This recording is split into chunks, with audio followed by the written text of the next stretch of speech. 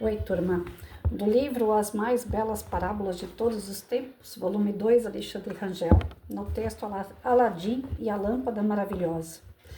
Aladim caminhava por uma viela estreita e escura quando um cálido brilho no chão chamou-lhe a atenção. Aproximando-se, viu que era uma lâmpada. Estava a olhá-la por vários ângulos quando viu sob a poeira algo que parecia ser algum escrito. Passou a mão no local e subitamente uma grande luz branca começou a surgir do bico da lâmpada. Aladim assustou-se e deixou cair a lâmpada enquanto uma grande forma humana masculina ia se formando no espaço antes vazio. Ao invés de terminar em pés, suas pernas afunilaram na direção do bico da lâmpada. A forma, algo fantasmagórico, flutuava em volta por uma aura oscilante. Antes que Aladim pudesse sequer avaliar a situação, a forma disse com voz grave e firme: "Sou o gênio da lâmpada e você tem o direito a um desejo." Recobrando-se, Aladim compreendeu logo a situação e, sem questionar por que era um só desejo, já ia dizendo algo quando o gênio continuou: "Mas há 3 condições." 3 condições? Onde já se viu um gênio ter condições para atender a desejos? Aí disse Aladim com uma leve perda de paciência. O gênio, não se fazendo de rogado, continuou: "Primeira condição: o que quer que você deseje deve se realizar antes em sua mente." Aladim já ia perguntar o que isso queria dizer, mas o gênio não deixou. Segunda condição: o que quer que você deseje deve desejar integralmente, sem conflitos. Dessa vez, Aladim esperou. Terceira condição: o que quer você deseje deve ser capaz de continuar desejando para continuar a ter.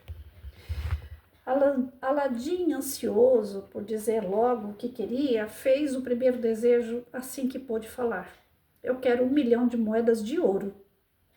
"Já se imaginou tendo 1 milhão de moedas de ouro?" perguntou o gênio. Aladim agora entendera o que queria dizer a primeira condição. Na mesma hora vieram à sua mente imagens de si mesmo nadando em dinheiro, comprando muitas coisas, mas ao se imaginar, questionou-se se teria de compartilhar parte do dinheiro com pobres ou outras pessoas. Aí entendeu a segunda condição e percebeu que seu desejo não poderia ser atendido. Aladim então buscou algum desejo que poderia ter sem conflitos. Pensou, buscou e por fim disse o gênio: "Senhor gênio, eu quero uma companheira bela, sábia e carinhosa."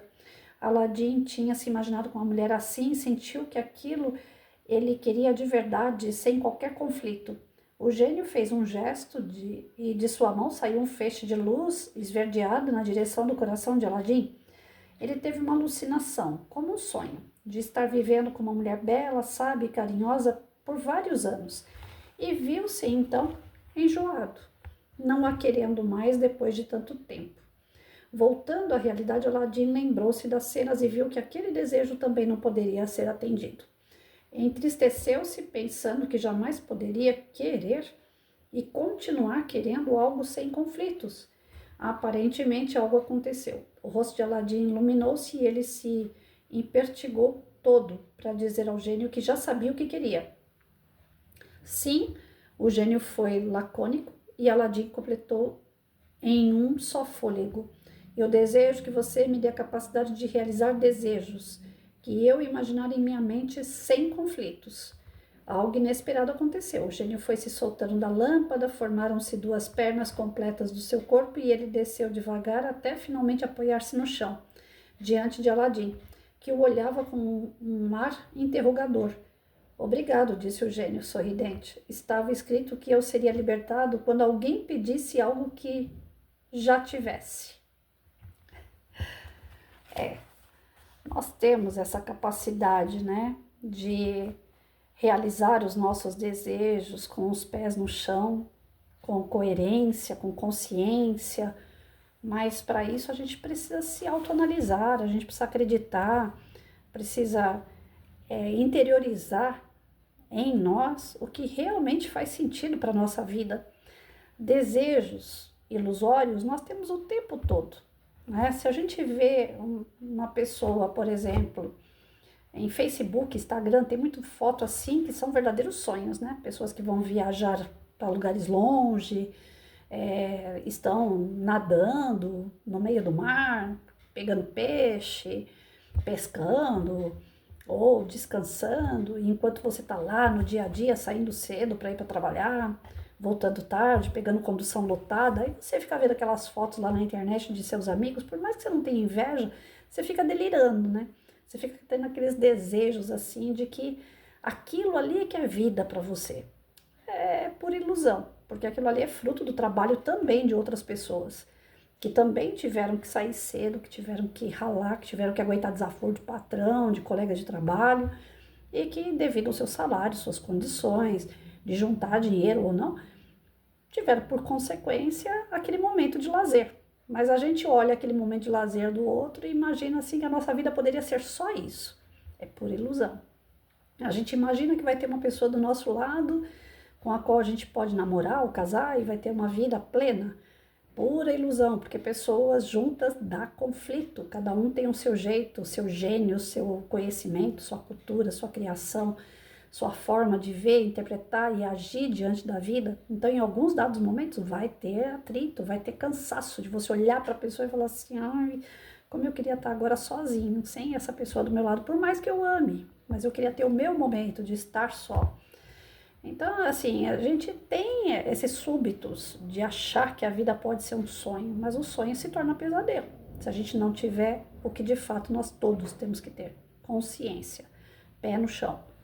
Quando a gente tiver o pé no chão, a gente sofre menos, a gente cria menos expectativas, a gente cria menos ilusões.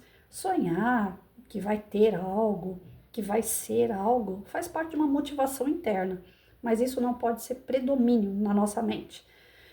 Sonhar e sentir que aquele sonho vai me exigir um agir, uma atitude. E a que preço vai ser essa atitude? Eu vou ser feliz durante essas escolhas, essas atitudes que eu vou ter para realizar o meu sonho? Ou até chegar lá no meu sonho eu vou ser muito infeliz? Será que compensa tudo isso? Então nós temos que arcar com a nossa consciência. E ela vai acusar quando o real, né, é para o nosso bem, quando não. É que a gente ainda é muito imaturo moralmente. Então nessa imaturidade a gente peca bastante, a gente faz péssimas escolhas. Mas como toda criança é corrigida pelo seu pai e sua mãe, nós temos Deus, que ao meio do caminho aí ele fala: não, não, não, não, não, não, só tá fazendo a escolha errada, peraí que eu vou dar uma força, né? Fazer por nós Deus jamais vai fazer, mas ele vai dar condições da gente poder retomar o nosso caminho e de fato fazer as melhores escolhas para ser feliz. E isso a gente faz no processo educativo, já que eu sempre faço as leituras desse livro voltada para a educação, que a gente não pode esquecer, né? Que nós temos que garantir às crianças que elas sonhem, que elas desejem lá no futuro ser um profissional, um pai, uma mãe, um cara bem diferente da família a qual ela está, que ela sobressaia, que ela saia melhor, né? Nós temos que dar isso às crianças, o momento de sonhar. Mas não podemos esquecer que dentro desse quadro educativo, o professor e os pais são fundamentais para ensinar a criança a alcançar os seus objetivos sem traumatizar, sem criar falsas expectativas e sim com o pezinho no chão. É estudando, é analisando, é buscando os melhores caminhos, né, as melhores companhias, diversificando, né, o seu leque de opções, não ficar só naquilo, porque de repente a criança cria uma expectativa: eu quero ser professor quando eu crescer. Mas ela tem tanta dificuldade no ensino-aprendizado, como é que ela vai ser um professor futuramente? Então ela tem que ter uma diversidade e cabe ao professor, aos pais, mostrar essa diversidade de condições que ela pode alcançar, para que ela não fique criando aí uma série de expectativas falsas durante o caminho. Então, no processo ensino-aprendizado, pai e professores são muito importantes nessa questão da conscientização, do amadurecimento que as crianças devem ter em torno de si, em torno do que tem em sua volta, né? O que elas podem de fato realizar para ser feliz e não ficar olhando do vizinho, desejando do vizinho, falando: um dia eu vou crescer e vou ser igual, porque isso daí é papo furado.